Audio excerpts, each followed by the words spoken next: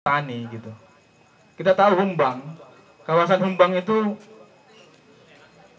hampir 70% masyarakatnya adalah petani. Papak Barat juga demikian. Hampir 80% Papak Barat itu petani gitu.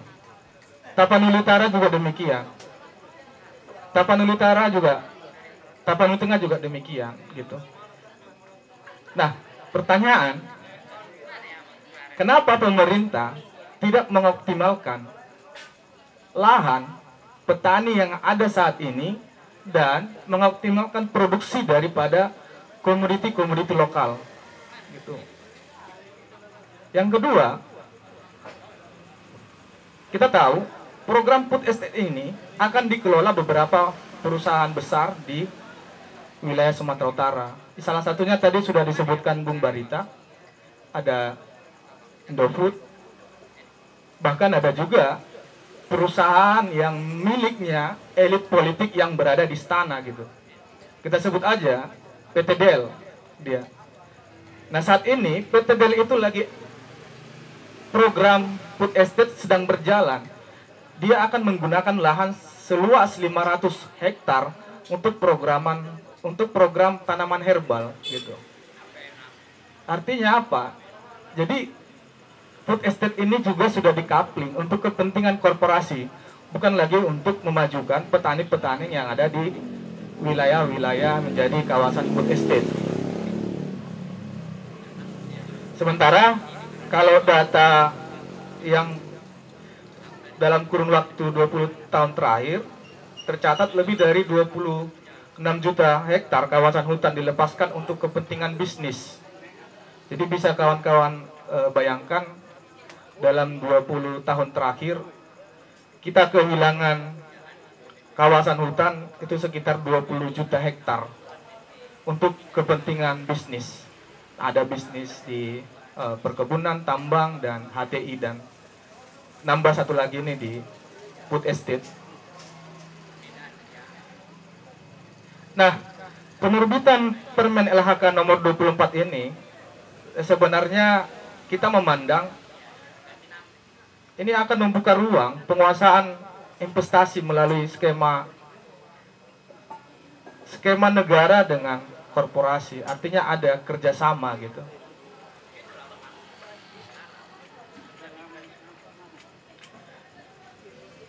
Nah, apa sebenarnya dampak dari program food estate di kawasan hutan gitu?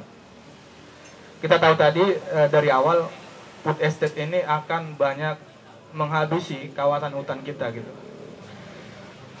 Yang pertama itu ancamannya, jadi food estate ini akan mempercepat laju deforestasi dan merusak lingkungan hidup. Dalam prakteknya dan pengalaman selama ini, pelepasan kawasan hutan seringkali berujung pada kerusakan lingkungan hidup, konflik, dan perampasan ruang masyarakat yang menjadi ruang hidup dan perampasan wilayah flora rakyat gitu. Kenapa? Kita sudah flashback seperti hadirnya perusahaan Indorayon yang saat ini kita sebut dengan nama TPL gitu, akan menghadirkan konflik dan perampasan ruang hidup masyarakat banyak gitu, khususnya masyarakat adat dan masyarakat petani gitu. Ancaman yang kedua itu semakin meminggirkan rakyat dan berpotensi konflik.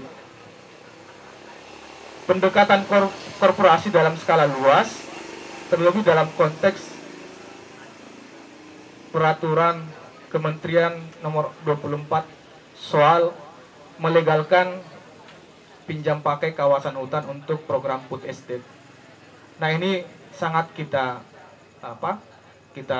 pertentangkan, kita kritisi, kita tolak, karena jangan juga wacana pemerintah memang mengembangkan program ketahanan pangan nasional, tapi menghabisi kawasan hutan kita gitu. Nah, seharusnya memang negara mengembalikan urusan pangan ini ke petani, gitu. Bukan malah memberikan kepada korporasi, gitu. Karena kita kenal negara Indonesia adalah negara agraris, gitu. Tapi sampai semenjak Indonesia merdeka sampai tahun ini, kita kehilangan jati diri sebagai negara agraris ataupun negara yang berbasis petani, gitu. Nah, ancaman yang ketiga itu mengancam ancaman kerugian negara. Jadi seringkali kita melihat proyek strategis nasional ini mengamburkan uang negara, gitu.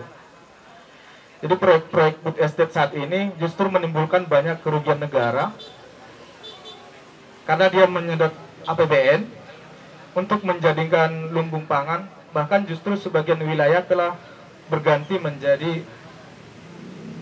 perkebunan, baik perkebunan sawit, HTI, dan peruntukan lainnya, gitu.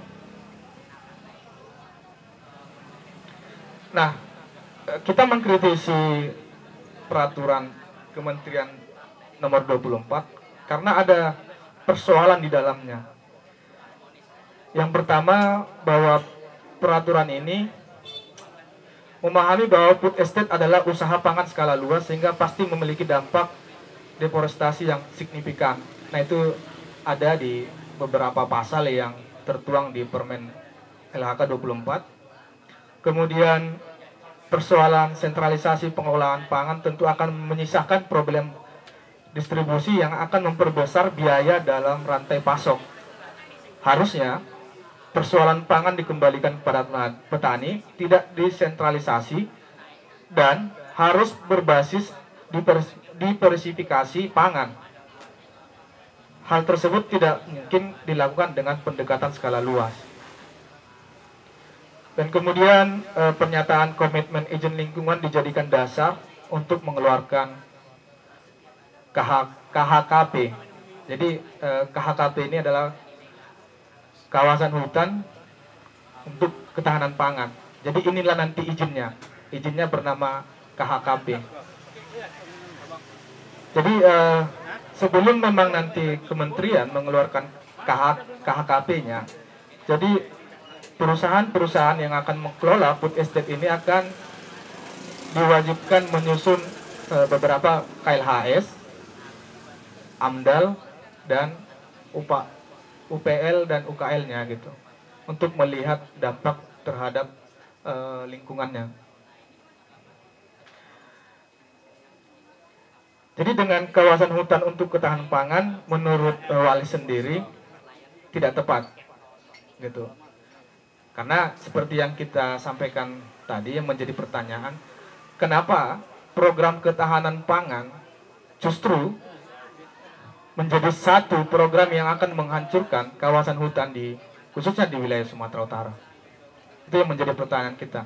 Sementara lahan-lahan petani masih banyak dan perlu peningkatan produktivitas.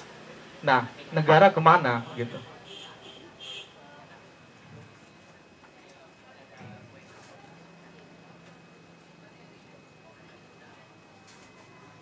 Yang jelas, ketika nanti KHKP, kawasan hutan untuk ketahanan pangan, diterbitkan atau dikeluarkan oleh kementerian, akan mengancam hutan lindung, hutan produksi terbatas, kawasan hutan konservasi, dan kawasan APL, alih fungsi peruntukan lain.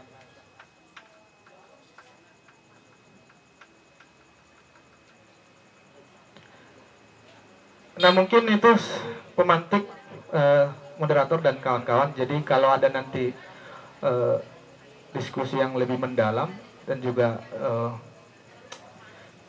lebih secara detail, mungkin bisa kita lanjut, ya. Terima kasih. Baiklah, terima kasih kepada Bung Roy atas pemaparannya yang luar biasa pada malam hari ini. Seperti sudah Bung sampaikan ya, dari mulai pengelolaan Indorayon yang sekarang sudah beralih fungsi menjadi TPL, sampai kurangnya perhatian dari pemerintah terhadap pengelolaan lingkungan yang ada di masyarakat, terutama di daerah